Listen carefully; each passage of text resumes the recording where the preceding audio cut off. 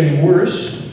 So what we need to do, and unfortunately, I'll tell you at Queen's Park, I don't hear politicians talking about private property rights. They just don't do that. I do, but it's kind of a lonely voice. Randy Hillier does. But generally speaking, there's no will to talk about property rights.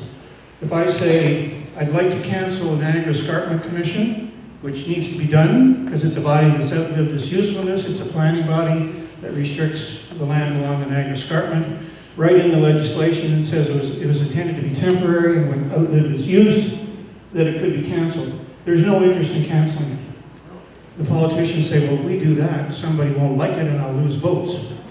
You know, of all three parties. So it'll be a difficult thing to do. The only reason it would happen is if there's heated pressure put on politicians that something like the Niagara Escarpment Commission needs to be gone, and that we need more freedoms and we need our private property rights held up and had regard for by government, by planners. Everywhere, it doesn't matter where we go, you hear stories of having to do an archaeologic study, a wetlands designation over in Dave's place in Pakenham that he didn't know anything about. It happens all the time, and it's going to increase. So we can't quietly just let it happen. Go to your politicians at every level, municipal and provincial. Most of these laws are provincial in nature, not all, but most. And then they're passed down the pipeline to municipalities to incorporate in their official plans. And you know, we could even talk about Agenda 21, which I won't get into in any depth, but that's the Grand Master Plan coming out of the United Nations. And there's a concept and an idea, I think, which you people will buy into, that comes from there, of these ultra-wealthy elite who are beyond nations, beyond countries, beyond people's rights. And the middle class, which is us, are a problem. Private property ownership is a problem, interferes in good land use planning that would best serve the masses. That the unearned wealth from capital gain is unearned wealth that would be put to better use if it was spread equally amongst the masses who aren't the landowners. The democracy is a problem. The sovereignty is a problem. That sounds like, what's the word? Conspiracy theory. It's not conspiracy, it's real, and you wonder where all these legislations come from. Another good one was the Fewer Politicians Act we passed here in Ontario that got rid of, what, 3/4 of our politicians municipally? Much as we like to bitch about politicians, they're the only safeguard we have over the bureaucracies, the planners, who are taking away our property rights. The bureaucrats tried to sell that Fewer Politicians Act to governments for many, many, many governments. It's ironic that it was the Mike Harris government that bought into it and passed it and took our democracy away from us. Not completely, but mostly. I'll get fired on Monday, Tom. We won't let them, Jack.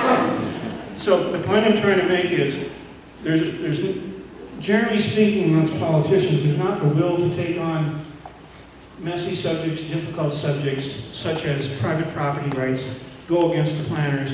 But the best way to do it is if they get a bunch of angry people who are landowners saying, I'm not happy, I want you to change this because I want my property rights and my democracy and the sovereignty of this country, Canada. Thanks very much.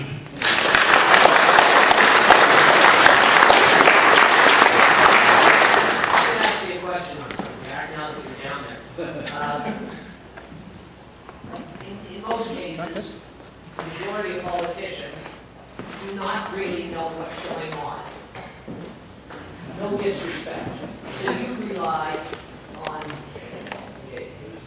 you as a politician, you rely on the top bureaucrats, the civil servants, to give you the information. Now, are all of these laws coming from the civil service?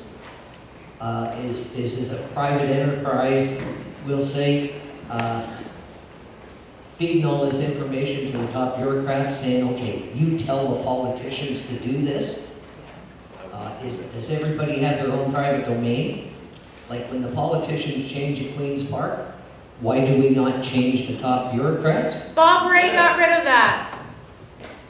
In 1990, legislation was passed that the bureaucrats are to remain the same. So if you want to blame somebody on that issue, you blame Mr. Ray and the NDP. All right. That really pissed me off, can you tell? He's liberal. The answer to your question is yes. Generally speaking, politicians are told what to do by the bureaucrats. They came up with the Fewer Politicians Act. They came up with the Endangered Species Act, conservation authorities, wetlands designations, all these designations, these setbacks, these archaeological studies that you're going to have to do. That didn't get dreamed up by somebody who got elected in Ontario, either urban or rural. The urban guys don't know what a wetland is. They're not concerned about setbacks or salamanders or endangered species. Sounds nice, so they embrace it. Green Energy Act sounds nice, so they embrace it. Most of them don't even know it exists. But it sounds nice, right? Because we're going to solve the global warming problem, which doesn't exist. That's only going to be $100 billion of nice, warm, cozy feelings to satisfy the David Suzuki's and the Al Gores. So, our democracy's been hijacked from these people, and if we want to take it back, it's going to have to take strong will. You've got to fight for it, and you've got to tell the politicians, or boot them out.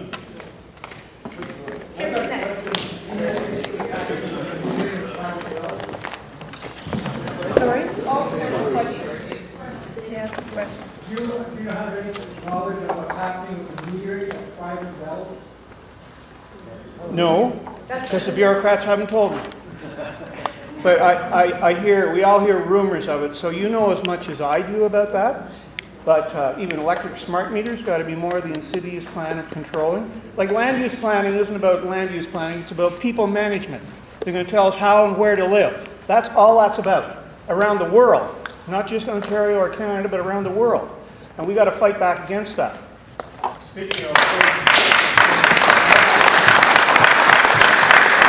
perhaps say a few things about maritime law and common law and how those things may relate to us. I'll do the common law if you want, Jeff. Yeah, I'm not knowledgeable on that subject, so I'm sorry. These folks are. But Terry's first, guys. Well, Terry, maybe. You go, Terry. Go, Terry, go! Okay. I've been prodded and poked and told, by this beautiful assistant of mine, that I gotta tell you guys about what we discussed on the way out here to Carleton Place today. So I'm going to tell you, but I'm going to tell you in a roundabout way. How many of you out there are actually farmers and cultivate the land? Come on, clap your hands.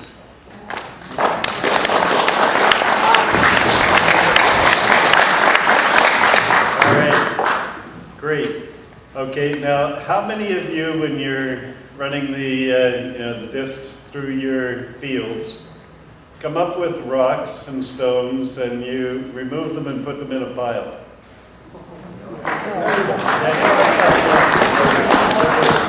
Pretty much all of you. All right. Now, how many of you have animals on your farm that breed manure? Okay, now I'm going to get into what is normal farm activity and what is not. So, you collect the manure, you put it into a pile in behind your barn, right? Yeah. Okay. You collect the rocks, you put them in a pile on your farm, right? You get a guy driving up your driveway and says, hey, I want to buy a truckload of that manure out there for my garden. Can I do it? No. Sure you can. It's a product of your farm. You can sell him a truckload of manure, and he can take it and use it in his garden at home. But can you sell him a truckload of rock if he comes up and says, I want to do some landscaping, can I buy some of your rock? Well, isn't that generated from a normal farm activity as well? And being a normal farm activity, the products of your normal farm activity are under your control, so you should be able to sell it, right? So why not? Section 95 of the British North America Act says that the federal government has control and their legislation prevails in regards to agriculture. Sorry, Terry. That's okay.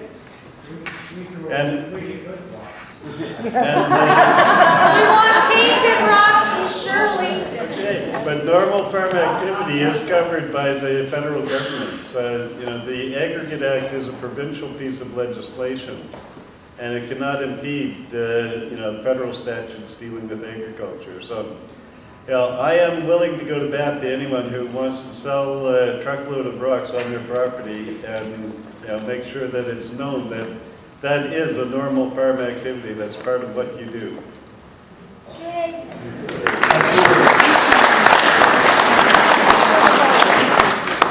I'll just go back to the dates for historical sites and such as that, because I ran into it this year.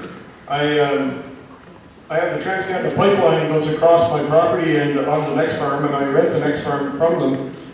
And Enbridge Gas wants to run a new line back through the farm to the next road. And so this young fellow come to me, he's a young engineer, and he came to me and asked me if I plow the right-of-way where they're going to put the pipe in. And I said, you know, what's it all about? And he said, well, we got to do a dig. The Historical Society wants to do a dig and check for Indian artifacts. And I said, go back and tell them this is a farmer's field. I said, it's been plowed for 150 years. I said, what the hell are they going to find? And so he went back and he did his best to try and convince them. But he came back to me and said, no, he says, they make no exceptions. Doesn't matter whether it's a farmer's field or a mountain, you got to plow it. So we made a deal and I plowed it, and there was some rock piles. Just so you know, I broke my plows and had them stuck in the rocks for about a week and a half there. I had to get another set to finish the job, but anyways, I finished it, and then they came up to check it, because they have to wait for a good rain after they plow it, and so they wash all the arrowheads clean, so you can see them. And he called me up and says, oh, we got to talk, Tom. He says, they said they wanted a disc. You know, they want a disc this ground. He says, I don't even know what a disc is. I said, you got one of those? I said, no. He said, they told me I had to plow it. He said, no, you got to plow it and disc it. He said, they need it worked up. So I had to go back and disc the thing as well. And he called me up very happy that it had passed the test. They didn't find any arrowheads. So, but, you know, we all pay for that. And it doesn't matter how ridiculous the science is. Science would be great. If they did this stuff and there was real science to it, it would be great. We'd all be in favor of it. But there's no science in plowing a farmer's field looking for arrowheads. It's been plowed for 150 years. I got a funny. Go ahead. Okay. Dwayne Kinley, he was telling me that in Leeds, Grenville, they were going to clean out some ditches. You know where I'm going, don't you? So the municipality, there was these two farm ditches, ward ditches, I guess you'd call them, and a little creek. And so they were going to be passing a bylaw that these ditches in this little creek were to be cleaned out again because they were building up with silt and all that kind of stuff. So anyways, there's this guy named Dr. Spooner, and he's with Heritage and Culture, and he informed Leeds Grenville that they couldn't dig out these ward ditches and this 12-inch deep creek until after they had gone in with their divers to see if there was any architectural stuff there. And Dwayne was quite amused with this because they might have found a beer bottle or two. But they were bound and determined to go on the attack of this municipality because of this 12-inch deep creek and these ward ditches to make sure that their divers had an opportunity to go in and check for archaeological findings. So I thought you might enjoy that. Oh, yes, shipwrecks. So actually, I told Dwayne to tell the farmer to go and get an old hydro pole and make it stick on a lean out of this drainage ditch so that they would have something